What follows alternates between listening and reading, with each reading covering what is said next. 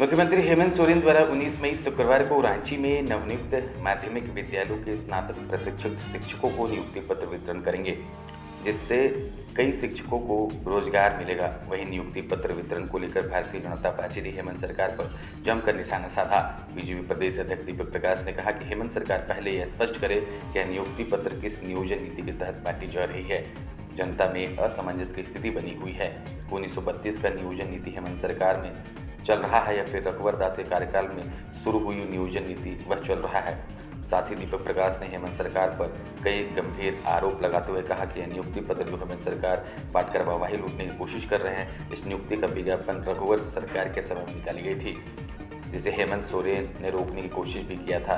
वहीं उन्होंने कहा कि हेमंत सरकार से जनता त्राही मांग कर रही है।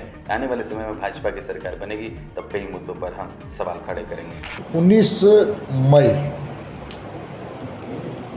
को सम्मानित माननीय मुख्यमंत्री झारखंड सरकार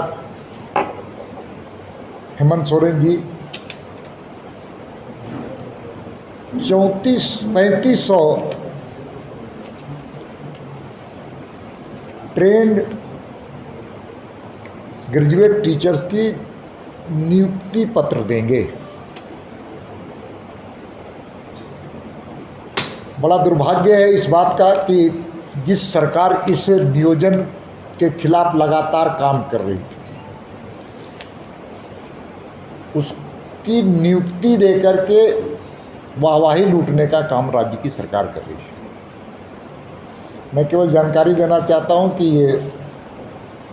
ये विज्ञापन 2016 में उस वक्त निकली थी जब हमारी सरकार थी, भारतीय जनता पार्टी की सरकार थी, रघुवर दास की सरकार थी, और उसमें तय हुआ था कि 17,000 शिक्षकों की बहाली की प्रक्रिया प्रारंभ की जाए।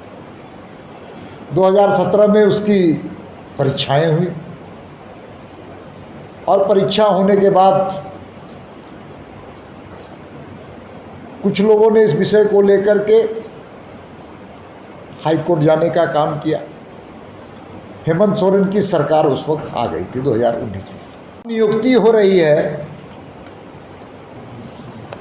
तो श्रेय लेने का काम हेमंत सोरेन की सरकार कर रही है। अब इसमें से ऐसे कई प्रश्न आम जनता के बीच में है, और वो प्रश्न है कि ये सरकार किस नियोजन नीति के तहत इन बच्चों की नौकरी दे रही है। रघुवर दास की सरकार की, भारतीय जनता पार्टी की सरकार के समय की नियोजन नीति, यह सरकार हेमंत सोरेन की सरकार कोई नई नियोजन नीति बनाई 1932 के आधार पर क्या? तो इनको कल मंच से स्पष्ट करना होगा कि रघुवर दास की सरकार की नियोजन नीति के तहत हमें नौकरी दे रहे या फिर कोई नई नियोजन नीति के माध्यम से ले रहे। तो कल इनको झारखंड की 3.5 करोड़ जनता के सामने किस नियोजन नीति के तहत इन लोगों को नौकरी दी जा रही है, इनको स्पष्ट करना। दूसरा इसी से प्रश्न निकलता है कि राज्य सरकार के